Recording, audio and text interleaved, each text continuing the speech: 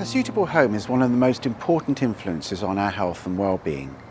Here, in the London Borough of Hackney, rehousing programmes are in place to help older adults move to a suitable home, either because they've chosen to move or because older properties are being demolished as part of regeneration. This video takes a closer look at these programmes, reporting research on rehousing for older social tenants, that is, people who are renting from Hackney Council or from a housing association.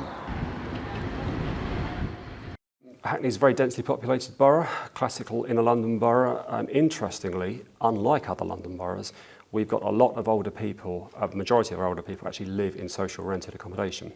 Therefore, we've got a large population to reach out to that have needs that we're looking to rehouse. Hackney Council supports 4 different rehousing programmes for older social renters. The downsizing programme helps tenants move to a smaller property in Hackney, while the regeneration programmes relocate tenants in Hackney as their old homes are demolished and housing blocks and neighbourhoods are redeveloped. Older social renters can also get support to move out of Hackney. The Housing Moves programme allows relocation to another London borough. And lastly, the Seaside and Country Homes programme facilitates moves to the coast or countryside. Moving home can be a stressful and difficult experience. Professional support is available for older social tenants across all 4 rehousing programmes. The team that had been on here, they knew they were based on the estate. People could drop in at any time and talk to them, so there was that. Now we provide that element of service. We at Hackney Council, we wanted to know 2 things. Firstly, how well the rehousing programmes that we've got are actually working, number 1. Also, how we can improve the experiences of older people in that rehousing programme. We wanted to look at people's stories and get some more information in there, which is why we asked the School of Public Health Research to help us answer those questions. The School for Public Health Research is a collaboration of 8 centres in England with research excellence in public health. Its members include the universities of Cambridge and Sheffield. The study requested by Hackney Council was led by Dr. Stephanie Buckner from Cambridge. Steph, we've heard why Hackney Council approached the School for Public Health Research. Can you tell us a bit more about the study that your team developed in response? Sure. So together with Hackney Council, we designed a study of older social housing tenants' experiences of moving through one of the 4 rehousing programmes. Okay, and how did you collect information for the study? We used a variety of methods. So we started by interviewing professionals such as housing officers and people who work with older adults. Yeah, some of our members have been living in Wimberdown for over 30, 40 years and have moved from the old blocks to the new blocks. Next, we asked tenants who had moved to complete a questionnaire, and we then asked some of those tenants to take part in a photography project. This is what we call photo voice. And what did that involve? That involved people taking pictures that captured aspects of their move and then discussed them in interviews and focus groups. And last but not least, we also interviewed someone who had originally wanted to downsize but then decided against moving. It could rehouse a family of 4 in this property, and there's only one of me. You've now completed the study, analysed the data and so on. What were the main findings? We identified different reasons why people moved. Importantly, while some chose to move, others didn't actually have a choice. Older social housing renters move for a range of reasons. It can be because they want to be near and closer to family. It can be a change of view, a change of scenery, the seaside. It can also be because the property that an older person is living in is hard for them to manage, it's too small, it needs to be on the ground floor. Also in Hackney, because we've got large regeneration programmes, it could be because we're actually physically knocking a person's house down and they've got to move. So again, a lot of different reasons why people actually move. And because it's a large older people's population, all of those come into play. We also found that tenants who had moved out of London often did so because they disliked living in the city. Why is it that you wanted to get out of London and move here? It's grossly overcrowded. As an older person in London, I don't feel comfortable or that we're being catered for properly. The medical services, I know they're overwhelmed, but you tend to feel like you're left behind. You've got the noise, the pollution, which we don't have here. You mentioned that you talked to someone who was keen to downsize, but then decided not to move after all. Yes, and this case illustrates that there can be major obstacles that discourage tenants from moving. And I'm getting older, so I find it, as the years go on, more and more difficult of doing my housework. That's the reality of it, you know. And also a room that is there doing nothing. The properties were not suitable for me. Going into the property, narrow staircase leading to the flat, where it was so narrow. I just stood there and I looked at it and I thought, how am I going to carry my shopping? But at the end of the day, that's all they had, and they couldn't offer me something they didn't have. It's of course critical that a suitable property is available, but at the same time, other more personal factors can also play a role. I raised my daughter here special times, although I was full-time working mum.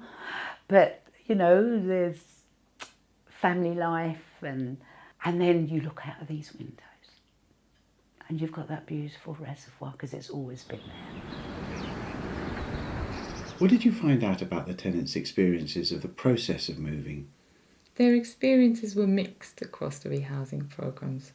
For some, the process went really smoothly and they felt well supported, but for others, it presented challenges. So what was your experience of moving actually like? What kind of support did you get? None. And they never informed us any help whatsoever that was available or how we could go about obtaining some. What were the outcomes for tenants moving through these various programmes? The outcomes varied, but some patterns emerged. So, for example, tenants who had moved out of Hackney or out of London altogether highlighted mainly positive outcomes, such as living in an environment that they preferred. So this is the other picture, Dave.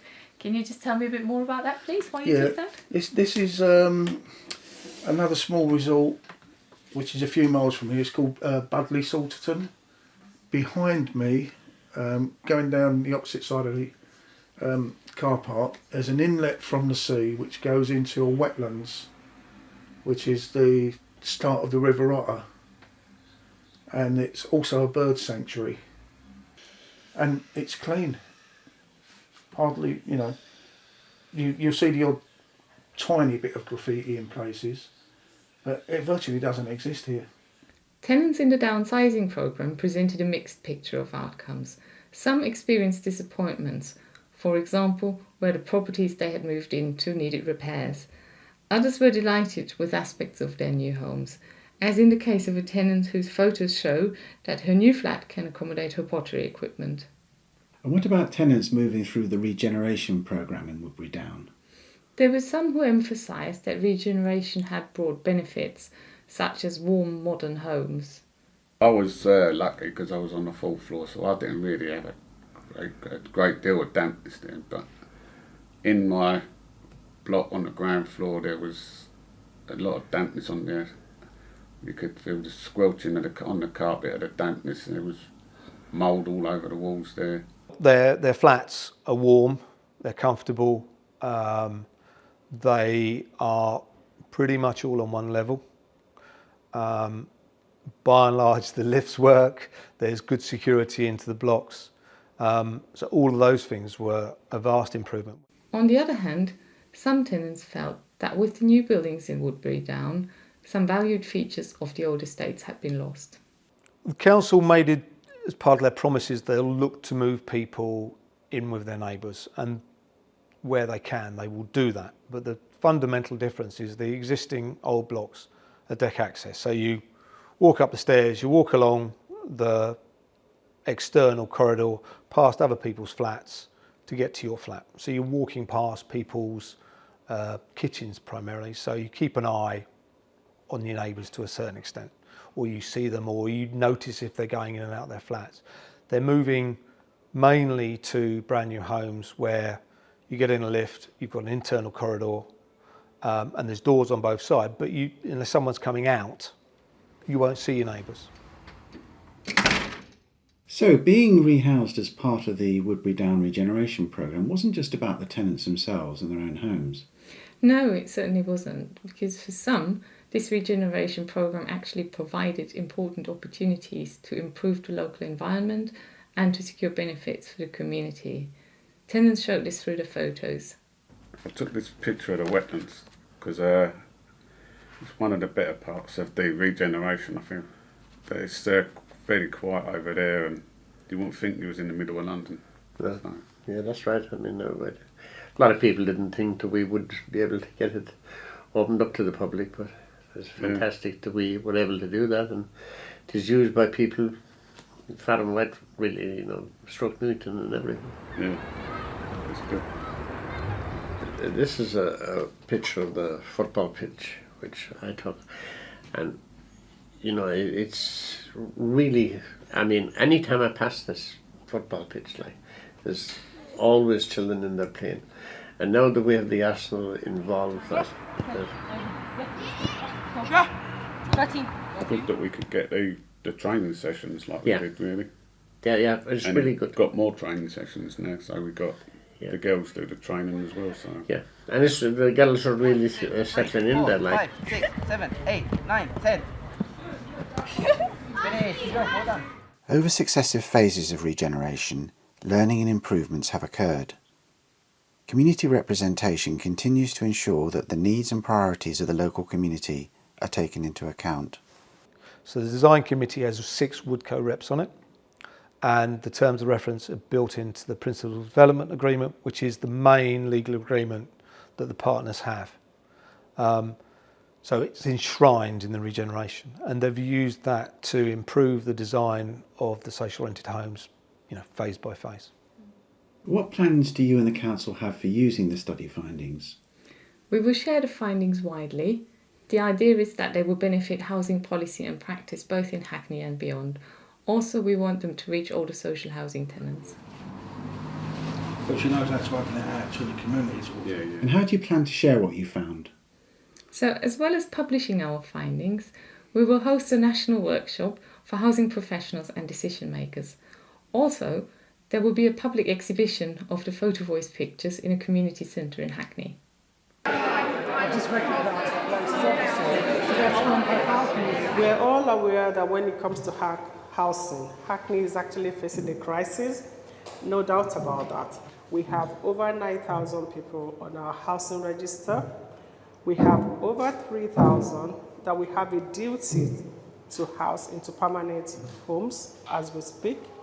And at the same time, we still have people that are still coming on.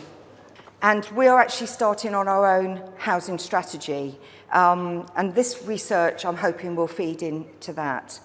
And, but we've made sure that older people have got in at the very beginning, not at the consultation stage, not once it's gone sent out, but that the committee, the Hackney Older Citizens Committee, have talked to officers about what the questions should be, what the scope should be, what it should be looking at. There are financial incentives for local authorities to downsize and regenerate and so on. But we need to be sure, despite the financial incentives, that we are doing the right thing for residents and the right thing for tenants. And that's what makes research like this so important, because it enables us to examine and understand how our tenants actually feel about downsizing, how they actually feel about regeneration. Because a lot of the tenants, they've got quite large municipal households, so they might have several generations living in the same home. But in the end, housing is about people, and in as much as this piece of research allows us to listen to and understand people's thoughts and needs, it's a very important piece of research.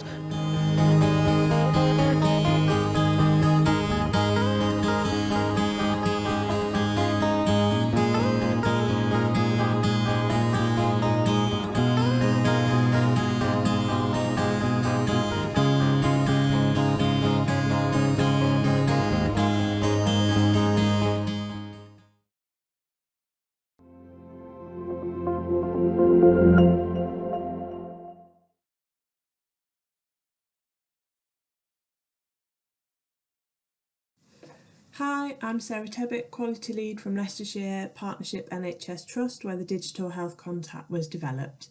The Contact is a health and wellbeing screening and intervention programme where screening is provided with targeted face-to-face follow-up. The Contact is an online survey completed by an entire secondary school year group, currently being offered to years 7, 9 and 11 in secondary schools, which consists of questions around health and wellbeing, including emotional health such as anxiety, and physical health including disability and oral health. School nurses recruit schools to participate and letters are provided to parents. Following the consent, teachers facilitate the questionnaire using school computers during class time. Responses are processed automatically and all young people are provided with a digital personalised care plan on completion. Certain responses, answers and words given by participants produce a red flag alert on the health system. If a child red flags, a referral alert is sent to the school nurse team. These referrals are triaged by a nurse who will contact any young person deemed to have an unmet need and offer a face-to-face triage assessment in school. Outcomes of these assessments can be signposting and delivery advice, an urgent referral to a specialist service, or a full baseline health assessment completed by the school nursing team. As part of the qualitative evaluation, we carried out online interviews with professional stakeholders and young people. Some young people had completed the questionnaire at home due to COVID restrictions, and some in school when restrictions had lifted. For the professional stakeholders, the DHC's universal application with linked follow-up support was seen as effective and resource efficient in identifying and providing support for young people with unmet health needs. They will perceive challenges around the implementation of the DHC programme, mainly around school infrastructure, including IT facilities, classroom space and school staffing time commitments, but these were seen to be overcome with effective planning. Young people describe the DHC as a useful approach to identify and provide support for their health needs. The online delivery was valued in supporting open discussion.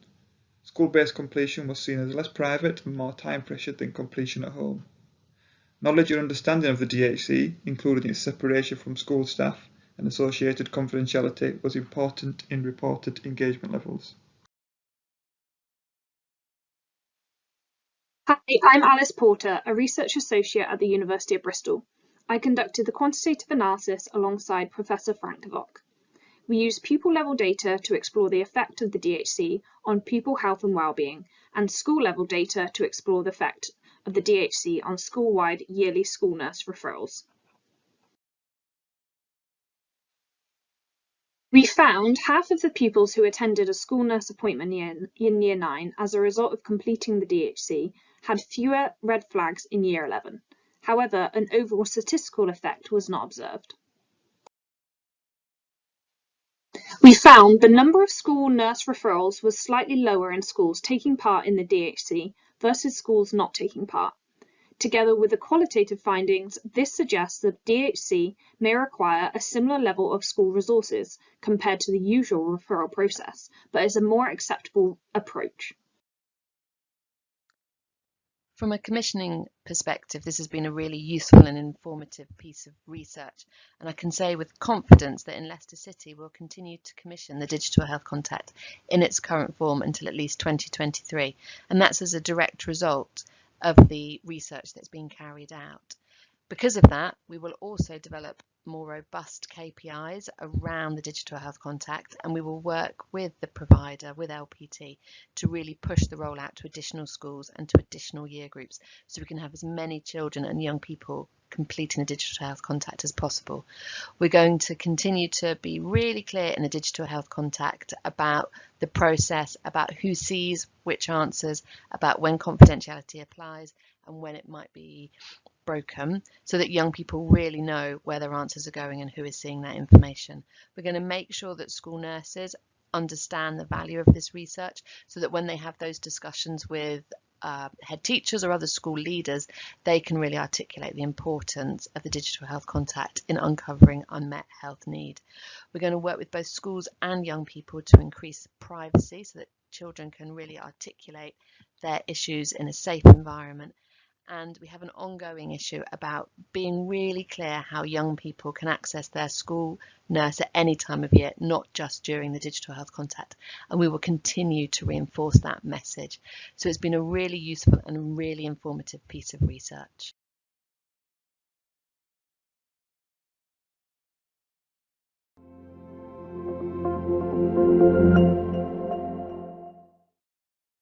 Hi everyone, my name is Esther and I'm a research associate at the University of Bristol. Today I'm going to summarise the ADAPT study, which stands for Assessing a Distinct Improving Access to Psychological Therapy Service, specifically focusing on our findings and the impact for practice and the public. IAPT is England's talking therapy service that was established in 2008 to treat mild to moderate anxiety and depression. In 2021, a new health and wellbeing pathway was introduced in one geographical area to address the wider determinants of mental health problems through support from wellbeing navigators and health and wellbeing coaches. We examined the effectiveness and cost-effectiveness of the service with the new pathway and its likely impact on health inequalities.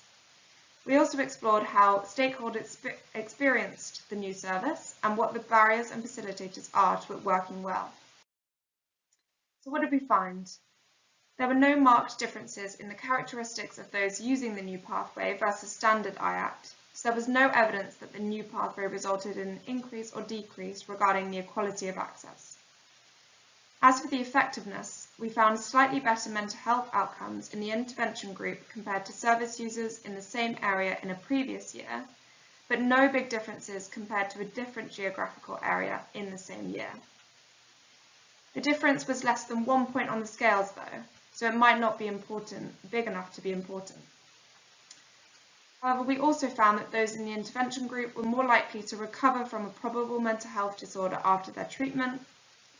And thirdly, we found slightly longer waiting times in the intervention group, but this might have been due to the time of data collection being when the service was just getting started.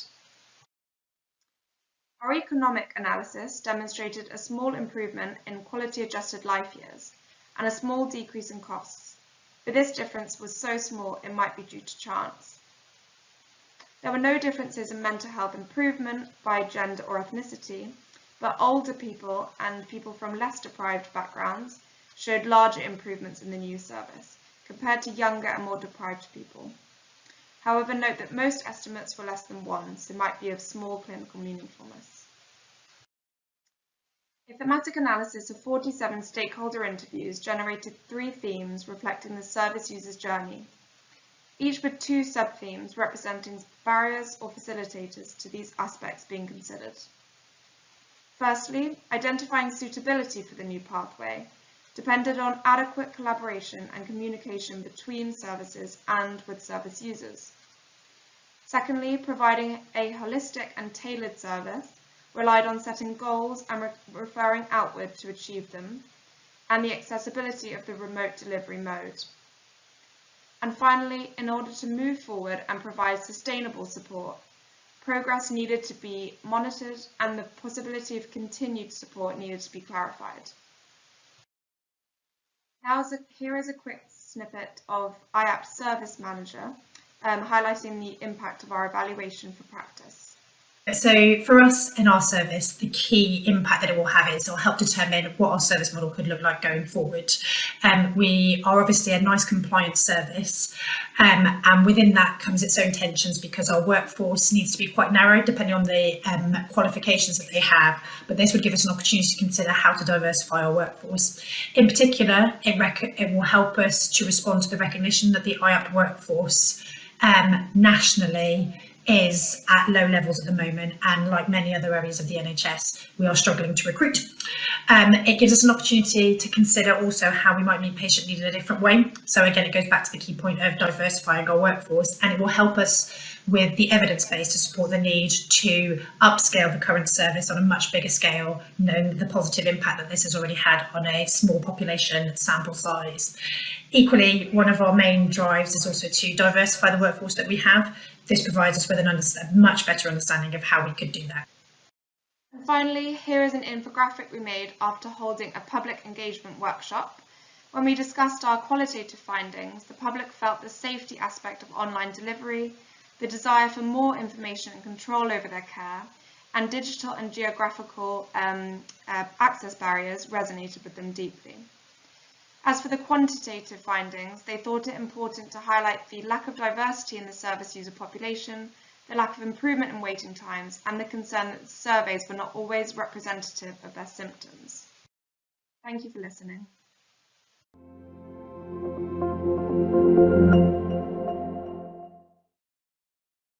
Welcome to this presentation about the impact of selective licensing schemes for private rental housing on mental health and social outcomes in Greater London. Let's start with a quiz. So, which of the following costs the NHS more? Is it A, smoking, B, drinking, or C, poor housing? Just give you 2 seconds. If you said A, B, or C, well, then you're wrong, because they cost about the same. But I think we hear a lot more about smoking and drinking than we do about housing, so we'll try and make up for that in the next few minutes. Right, so what's wrong about housing? There's lots of regulation about building a new house, but once a house is built, it's on the private market, it's down to the invisible hand of the market to maintain the housing standards. And as we can see from this graph here, that the invisible hand is not doing such a good job for the private rented market, which is doing worse. Here we're looking at proportion of homes with a serious hazard. And this is also, we also wanted to present the long-term trends in housing, and we can see that the private rented sector has doubled in the last 20 years, and this is to do with the social housing sector that has been shrinking right back from the 1980s until today, and also that home ownership has stagnated from the global economic recession of 2008-9. So more people are staying in the private rented sector, and they're staying there for a longer time. So what's the government doing about that? They give local authorities powers to, or this is since 2006, to designate areas to so-called selective licensing schemes where a landlord needs to pay for a license, allow inspection, and they also have to carry out works to maintain minimum standards if there's any problems with their properties. Right. In this, this is a part of a mixed methods study where we have a lot more detail for some local authorities, and what I'm presenting here is secondary data from all of London. So we collected data on all the different licensing schemes and here you can see when they were introduced. They're usually for 5 years, can be extended.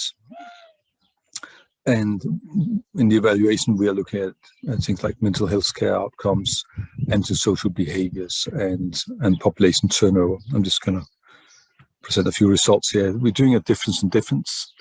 And this is combining the schemes, even though they took place at different times. We're combining them all into a single analysis.